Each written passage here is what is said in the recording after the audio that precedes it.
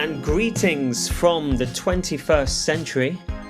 I'm Chris Austin, and joining me today is Luke Parker. Welcome back, Luke. Great to be back. Thanks for having me again. Great having you. And returning guest and manager of the Phoenix Cinema, Zalan Pall. Welcome back, Zalan. Well, hello guys. My pleasure, and I'm excited. I had such a good time the last time around. So, yeah, looking forward to this episode. As am I. Oh my goodness, as am I. What a movie to discuss. For those of the uninitiated, this is a podcast where we discuss what's showing at the Phoenix Cinema in North London. And this week, we're discussing the 1963 Czech movie Ikarie XB-1, also known as Voyage to the End of the Universe, directed by Jindřich Polák. This film was screened as part of Phoenix Cinema's Second Run Sundays. Second Run is a UK-based film distribution company dedicated to classic and contemporary world cinema titles. They curated 4 Sunday screenings for Phoenix of the finest Czech, Slovak, Polish and Hungarian films spanning the 1950s to the 1980s, concluding with this seminal film. Ikarie XB-1, guys. First of all, can we just say coolest title ever? Come Very on. cool title. Yeah. Ikarie XB-1. That is the shit. There's no need to change it to Voyage to the End of the Universe. We don't need that. This American version, I think the Americans probably were like, okay, we need, because every sci-fi film has to have voyage in a title, right? So it's probably XB-1, it wouldn't be as, pleasing for the American ears and eyes, but no, it is a super cool title. And I just want to give you guys the flowers because it's probably one of my favorite films we screened so far in this classic setting. And for you guys to pick this movie, it just warms my heart, and it's like you have a good eye for something, even if you've not seen it before. Then maybe the title sent out some, certain, waves to you that, okay, maybe this something about this film that, maybe you need to check it out and hopefully have a good time with it. Yeah, I mean, because how we usually do it, I look at what the Phoenix is programming, and there's like a list of, okay, on this given week, we'll decide which one to do. And I sent this list to Luke, and straight away, what was it? You were like, yeah, a bit of Soviet era sci-fi sounds pretty good. and you're a fan, right, Luke, of the author, right? That from the book that the film is based on. Yeah, so this film is based on the book. I think it's called like the Magellanic Cloud, which is from like 1955, which is like a short novel by Stanislav Lem. I think that's how you say his name. Right. Who's also the author of Solaris, which is one of my favorite sci-fi films. Tarkovsky, yeah, right? which was adapted into a Tarkovsky film. Yeah. Which that was in 1972, I think. Yeah. I think, and you were going to start to notice this pattern on this podcast where anything Tarkovsky related is right up Luke's alley. And on the last episode, his pairing was a Tarkovsky pairing, so expect the same again today. I'm going to make it. Yeah, I think you probably should. Yeah. Foreshadowing already. Yeah, exactly. Well, let's go around. I mean, I'm sure I can pretty much guess what we all think. But what do you think, Luke? What are your thoughts? Sure. I mean, I think this is a great slice of film and sci-fi history, especially like coming from behind the Iron Curtain. It's just a really interesting perspective as well. It's a really ambitious film, and I really love the visual effects in the film, the use of the practical effects. But I will say this straight out that I don't think this film stands the test of time quite as well as films like 2001 and Solaris do. Interesting. Which is interesting because I think both of those films are quite heavily inspired by this one. Yeah. It's a relatively short film, at least by modern standards. And I think where the film struggles for me is that it squeezes in quite a lot of almost episodic-like plot points that again, by modern standards, causes a really, really big lack of tension. They never really felt there were that much at stake at the film, within the film. There's a lot of interesting, like, anti-Western and anti-capitalist, like, tonalities throughout the film, and that really reaches its peak, when they go and visit that. Well, in one part of the film, they go and land on this American ship from the 20th century. And it was a cool perspective to see a future where communism has prevailed from the Cold War and in this like communist utopia. I think it's a sci-fi film that's surprisingly heavy on like the scientific elements, some of which that are much more convincing than others. I think it's, it touches on things like time dilation, which, we're all familiar with from films like Interstellar, and the psychological and like personal effects of that, as well as like elements of astrobiology as well. But for example, there's the dark star in this film, which emits this new type of radiation, which that's the part that I found quite unconvincing and just not very well developed and almost a bit random, with like the effects of them all going to sleep. And it never felt like I was on the edge of my seat watching this film. That is definitely have a different formula, isn't it, in terms of the way you kind of like, you used to certain like in a sci-fi genre as well, that there's some sort of like you have a threat and you need to overcome it. So this one is have a different kind of like structure to it, because you could say, in the beginning, you wouldn't even know if it's sci-fi. I mean, it because of locations and stuff, but it's like you learn more about the characters and the mundane things that's happening on in the spaceship. So I think that's what it's good to sometimes to see different cultures and how they take on like a genre like this. Yeah, it's so interesting because I actually like disagree, Luke. I was hooked. I was on the edge of my seat throughout. Okay. Yeah, and I think it's because maybe my expectations for the movie weren't that high. I going into it knowing that, okay, this is a lauded movie. It's meant to, it predates Star Trek and 2001 and was a major influence on both. Okay, but if it's the first, maybe it was done better as time went on and others took their shot at it.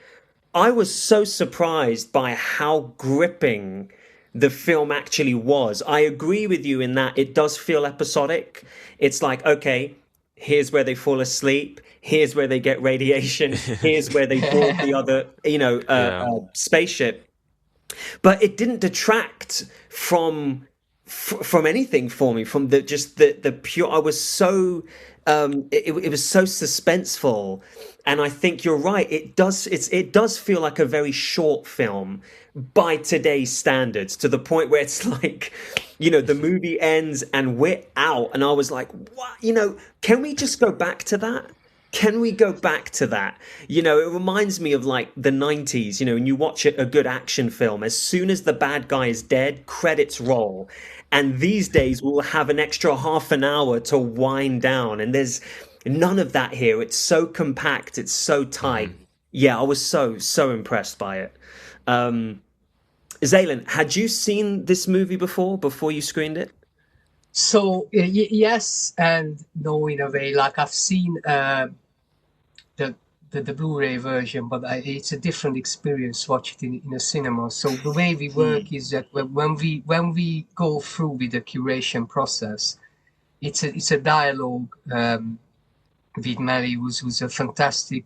He's a founder of a second run, and he just had incredible gems on a catalog. And it really brings different cultures that you've not heard of, and they really it's like they film historians who find these little gems across the film landscape in various countries, and And what when I was watching this film, what it reminded me of that, I agree that he has a different formula, but had this been an English spoken film, I think, or and having a wide range of like release across the globe, in the 60s, he might have gotten the cult status as the Solaris or the 2001s.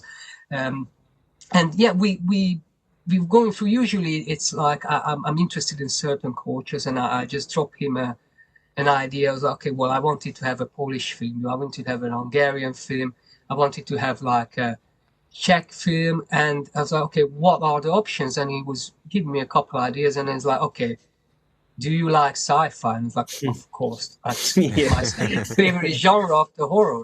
And it's like, okay, well, there's this film called Ikarie XB-1, and that was my reaction was exactly like, oh, I'm sold. Yes, the title alone. Yeah. So I usually tend to watch these films before we play it, just because some of them be harder hitting movies. Like we showed a Polish film called Interrogation. It was a hard hitting film, and I was like, I wanted to see, whether is it something that we want to show, or like how far can I push the boundaries for our audience? Because we have to sometimes challenge them. You can't just always pick the comfortable viewings. So I did see it before, but it was great to see it in a screen, and because I knew like a few things about it as well, I went into just like, oh, I'm gonna watch like an episode of Star Trek, and the way it starts off, you get these kind of vibes, because as I understand what you mean about the gripping part, it started for me like halfway through getting more into the story. But in the beginning, it's just like a social gathering. It's just and that's what the element of it I liked it for personally, because there are a lot of like disaster films or sci-fi films. One of the issues I found that they might have incredible, action sequences or productions, but do you really care about the characters? So that's always important for me to learn more about the characters. And maybe we actually have a bit too much in this one, but I like those little things, and the dance sequence, Oh, it's just loved it. I love so the many dance little sequence. tiny little bits in it, and then it just that okay, well, there is an underlining thing going on, because you see in the first scene, we already know that okay, there's something is going to like happen here. Besides all this little gathering amongst the crew. So yeah, overall, I was really impressed with a number of fronts. Not just the model work, and then the some of the elements that he is considered pioneering at the time. But it's a great watch, and it's one of those things that you start to like think about the elements that they try to portray, that it goes beyond just the storyline, because it is still it's a 60s film, and you look at it, what was a political status at the time, and there are a lot of things that how it works, because Melly talked about it, in that in order to make those films to happen, they had to go through these censoring boards when they approved the scripts. So there is probably maybe even some elements that you can get away with political hints in a sci-fi, because when people are just reading this, they wouldn't even get it. They wouldn't, like they wouldn't get it. So that's why I use sci-fi in a way, because then it's not so obvious when you're using certain analogies. But yeah, it was something that I was happy we screened it, and we had a decent crowd for it as well. And I was going to ask, yeah. That's fascinating, especially to think about the time that it was made, and I think that's why it makes me so impressed with it, even more impressed with it. You know what I mean? How they pulled this off, I think it's incredible. I love what you're saying, Luke. Well, I was just going to say, I wonder as well how like loyal this is to the novel it's based on, and have you read it? No, I haven't, but I'm very curious to. Yeah. Very curious. I'm very curious because, again, like you said, it feels very consolidated. So what's the novel? Is it this, or is there so much more to explore there? I really want to go to that.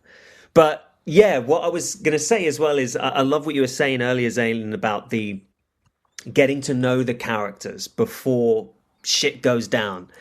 And it's interesting because for such a tight film, what is it, an hour and 26, an hour and 27 minutes, we don't get that much time before stuff is happening, right? They've got to get to it. And yet, I was surprised at how well I could differentiate our main crew and their different sort of personalities and their relationships to each other and their tensions or their what have you. I was surprised at how quickly I could click in and be like, oh yeah, okay, yeah, this is the doctor, this is the engineer, this is the guy who's, yeah, he left his wife behind, she's pregnant, this is the woman who's pregnant, this is the couple that's creating a romance with each other. I was like so interested at the economy of how well we got to know these characters before we start discovering shit in space. Yeah, there are a lot of parts with it when it's an interesting thing to visit some film that is considered a pioneer towards films that they probably improved on certain elements of it. So I felt like right, revisiting like a classic tune that was enhanced by like a heavy metal band in our current time, and this is Right. like, oh, this is the original tune for it, and it might be not fine tuned and developed 100% for our like entertainment as it is this day and age. But you see, like I try to imagine like watching this in the 60s, Yeah. at the time would have been like, wow. So no, But there's a lot of interesting things about this. I think we talk about this film as being a pioneer and inspiration for lots of films, but also in terms of like the visuals, I still think this film is taking inspiration from even Hollywood movies from the 50s. Like if you look at, for example, Robbie the Robot from the film Forbidden Planet, it's pretty identical to what Patrick the Really? Robot looks like in this film. Yeah. Oh, that's interesting. I haven't seen it. I think it was coming out at the time when I think in the 50s there was not just Hollywood films, but there was a huge surge of like Soviet sci-fi films. And at the time, some like analysts would say that maybe the Soviet era films or maybe even provided even more to the development of the sci-fi films. There was another one that I think it was just came out maybe a couple of years before this. So I think that I think with sci-fi it's always like that. If sometimes you put something on the screen, you get influenced. But the fact that you have Stanley Kubrick part like that's what I've been heard, that specifically the beginning part changed his mind of what he wanted 2001 to be, because realized that those elements where you see on there, like they eat a lot of eating scenes and just working out and things like that, those are could add to the script in a different way, that it just might not necessarily move the story forward, but it gives you the audience some sort of comfort level, because they kind of adjust to the surroundings rather than having like a ship that there's so many different gadgets and stuff on it, and you try to figure out that what's the meaning or the purpose of those things. It's good to have something that it's kind of mixing up with your everyday life things, but it just has a little spin on it. That and yeah, that's I think that era is probably, there's a lot of good articles, and maybe we'll do a season of those. Just those sci-fi, pioneering 50s, 60s sci-fi movies. Please do. That sounds very cool. Please do. You heard it here first, everybody. It's like that saying of, there's no such thing as an original idea, right? That every single thing is influenced by something else in some shape or form or another. And you go back as early as this, and already, it's interesting. You can still look at it and say, yeah, this was the pioneering film that influenced everything that came after it. but we can probably find a list of maybe 10 films that then influence this, and it's just, it's just a cycle. You can just keep going back and back. I love that. It's just, there's just an endless discovery for movies. Can I make an admission? I'm going to confess something here, okay? Now, I don't want you both to think any less of me. I haven't seen 2001: A Space Odyssey. So, do I need to? Do I need to see that film? I think I think almost if I definitely. would write, if I would write up 5 films that must watch, there's a book like Before You Die. So, like, this would be in the top 5.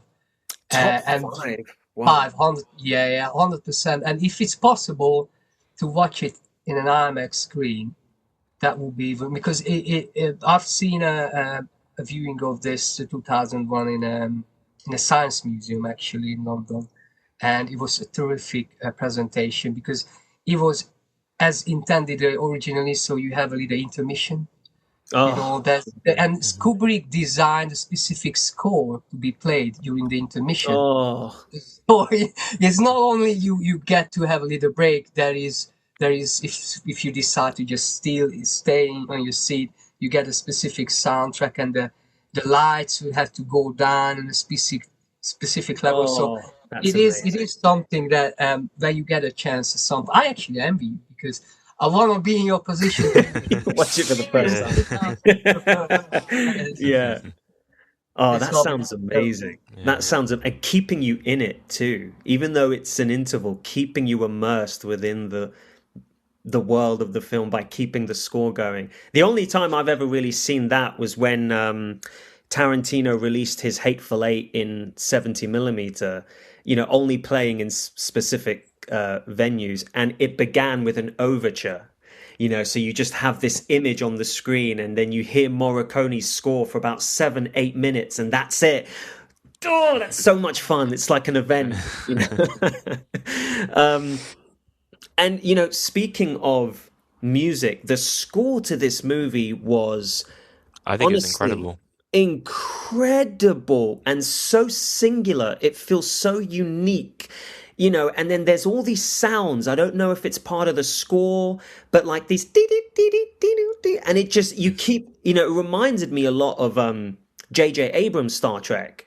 In that score, every now and then you just hear this beep, beep, beep, beep, beep, and it just adds to this feeling that, oh my God, you're floating in space.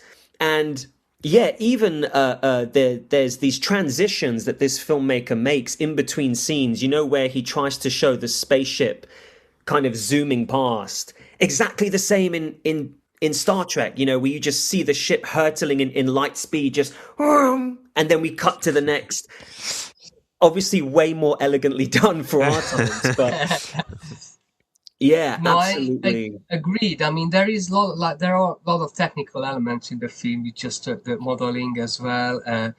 And then we will talk about, like this is Soviet era and the Czechoslovakian production, but it's another link to Star Trek that, there was despite they all speaking in Czech, was actually a very international crew, like the actors and the people involved in this film. So it was already kind of like having this image of an international collection of of species on the spaceship, and then they wanted to have the same element when it comes to the filmmaking as well. I mean, if you look at the storyline, is kind of standard sci-fi. If you look at it, citizens of like a utopian future society, they shaking their heads in sorry of the disbelief of what the like warlike nature of our ancestors, barbaric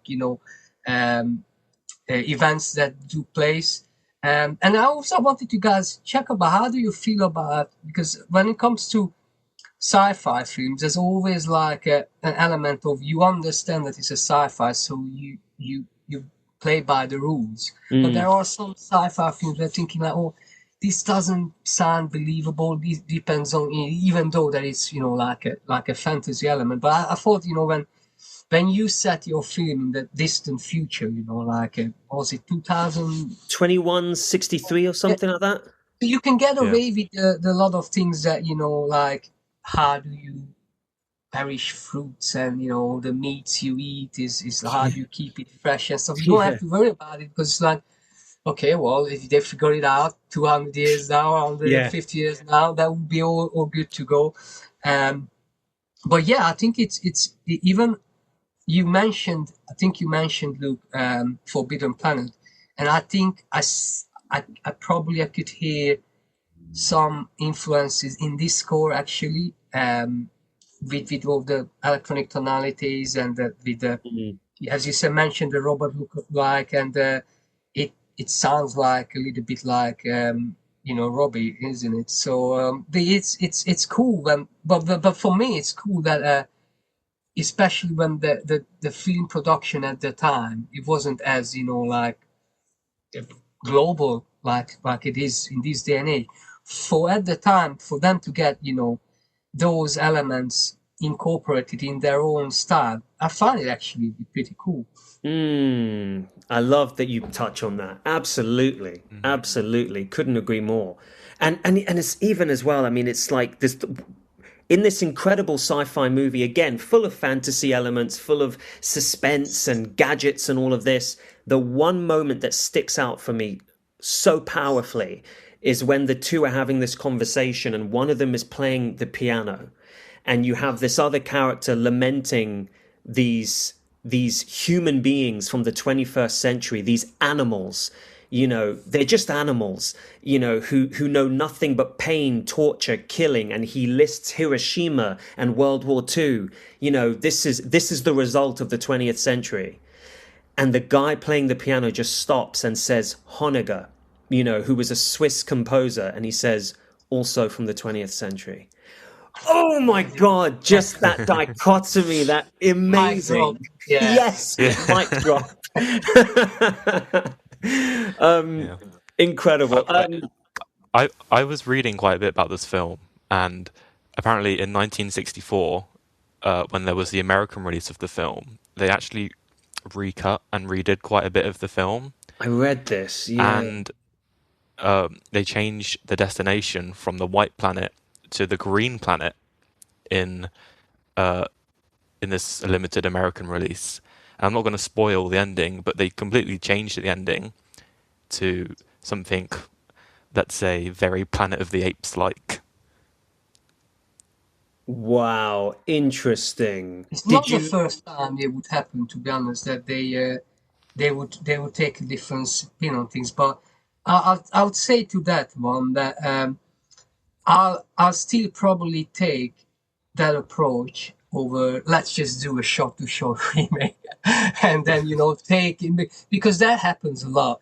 Sometimes you see a good foreign film coming out, and rather than try to embrace that film, it's like, oh well, let's just get our actors in and just let the same script, let's have it in English version. And then sometimes you lose a lot of things, the originality of it.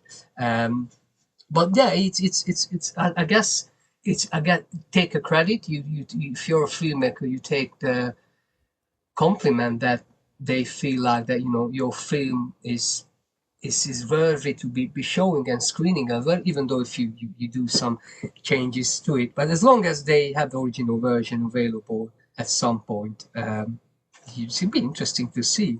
Yeah, Actually, 'cause I haven't seen. Have you seen it, Luke? Did you watch that alternate ending or? No, no, I watched the ending with the white planet. Yeah.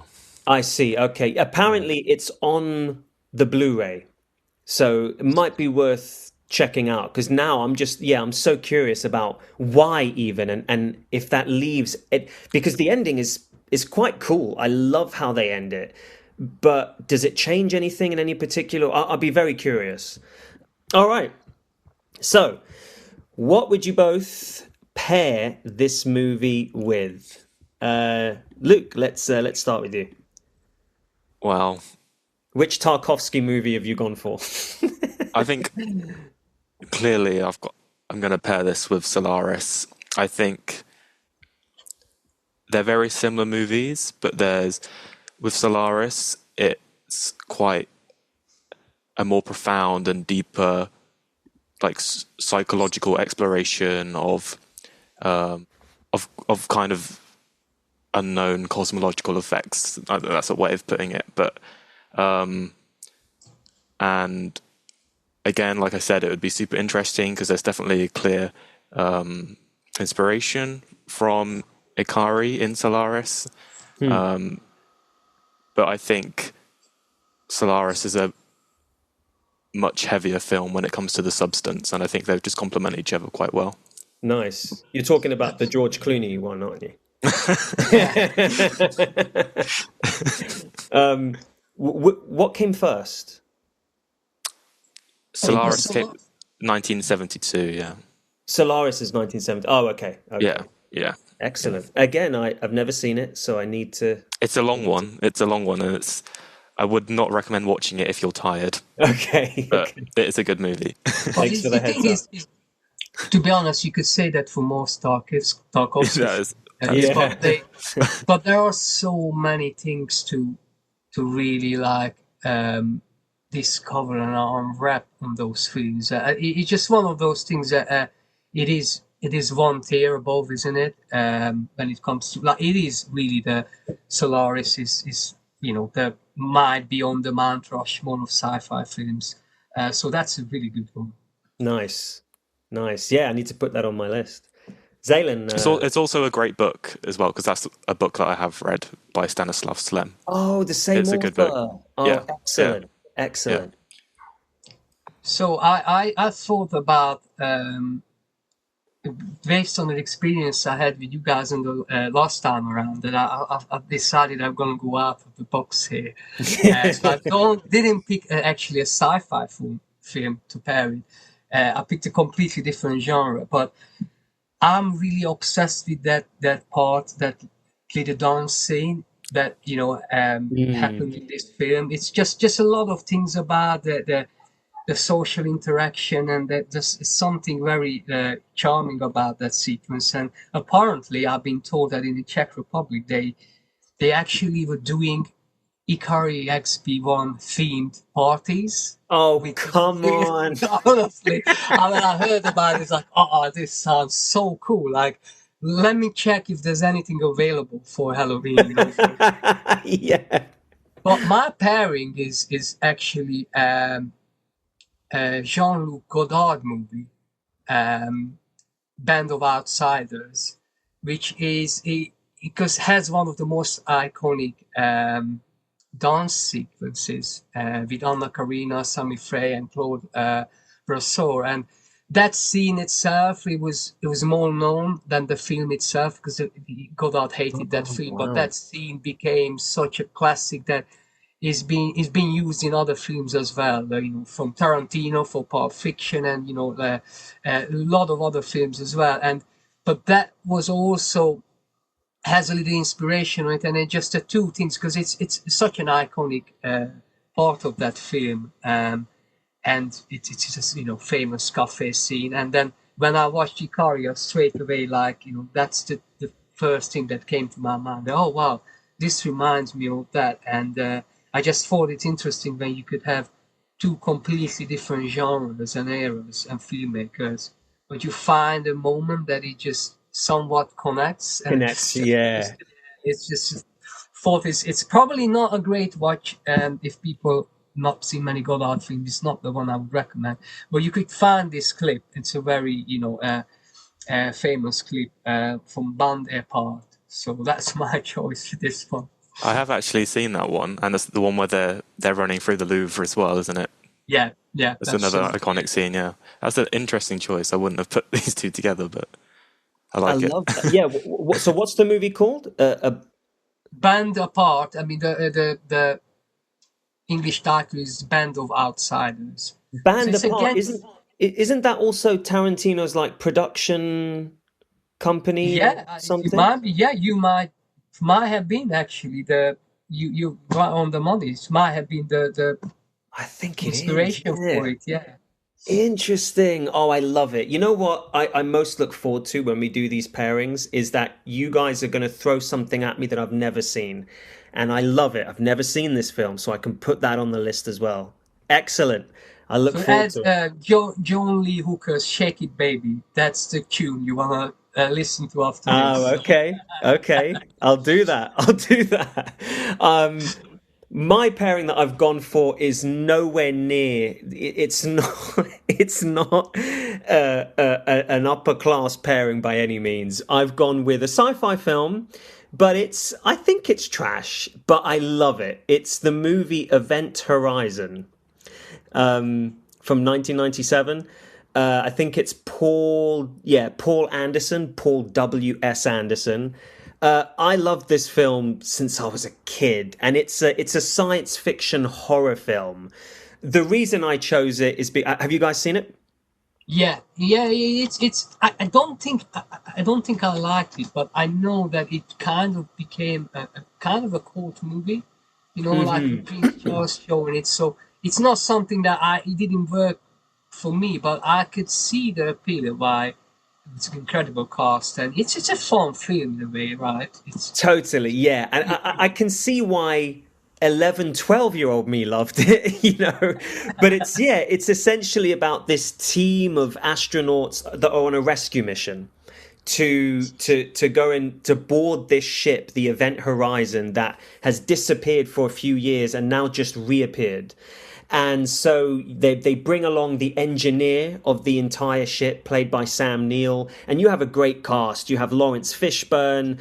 You've got Kathleen Quinlan, Joely Richardson, a really good cast. And they board the ship only to find that it's sort of entered some sort of black hole and come back from a place that was, very, very sinister. So now there's like this sinister evil force on the ship. Again, it's probably trash. I haven't seen it in a long time, but I remember really enjoying it when I did watch it. And that whole sequence in this movie where they board this ship and what they're discovering with their flashlights as they explore it really made me think of that. And I think Event Horizon takes it to real horror extremes of that. But that would be my pairing. So I haven't actually seen that, but yeah, one to add to the list, I think. Yes. Apologies if you don't like it, but yeah, I'll be curious to hear what you think.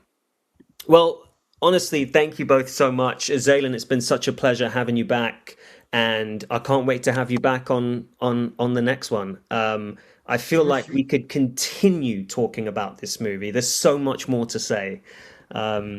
But we'll probably leave it there. Unpack. Really, honestly. Yeah. I will lastly say, anyone interested in watching this movie, and I think this comes highly recommended from us. Can you agree with that? Definitely. absolutely. This isn't the easiest film to track down. The film is available in its entirety for free on YouTube, or you can do one even better and head to secondrundvd.com, where you can purchase Ikarie XB-1 on DVD or even special edition Blu-ray. As of last time I checked the website, though, the DVD was sold out, which I guess is an indicator of the demand to own this film on physical media. And you better believe I placed an order for my Blu-ray copy. I absolutely want this on my shelf. So check it out, as well as a whole other selection of super cool and interesting world cinema titles also available through the website. Quick question, Zalan. Are you going to be working with Second Run again? Yes, so we are 100%. We looking, and that's actually a very exciting project. I can't say too much, but we were gonna hopefully bring in a complete season of Portuguese cinema next year, and we're hoping to get the director involved with the curation and being present as well, because that's one of also like a part of cinema world that I haven't discovered fully, and I heard interesting takes on, and then a Second Run have a few films about it. And it's just wanted to add to your point as well, that all their release is always the best possible picture and sound quality, so they're making the effort to have these gems to be presented in the newest and most modern form. All of them have English subtitles, and they were very carefully chosen extra features added to it as well. So it's definitely good to browse around, because there's some of the films I'll be honest with you, 90% of them I never heard of. Never And it's heard. always, Yeah. it come with an interesting story or a background, and it just, you always unpack something about that, snippets of area or culture in any part of the world. So we definitely we're looking into to bring in new titles. There's one Christmas film. I can't reveal the title yet because we're looking to get the licensing stuff. But we might have some special for Christmas. So maybe for a Christmas episode, that will be a good one to. Exciting. That's very exciting. And as for this Portuguese season, Zalan, you're literally speaking my mother's language. So I will be there. I will be there. That's fantastic. Well, again, thank you so much for coming back, sir. And I hope to speak to you again soon. Terrific. All the best, and catch you some other time. Absolutely. Thank you. Again, special thanks to Phoenix Cinema as always. Our music is by Stefan Krieger and our episodes are edited by Noah Anderson. Hey, if you like this podcast, please share, like, rate and subscribe on your way to watching a movie at the Phoenix Cinema. I'll see you there.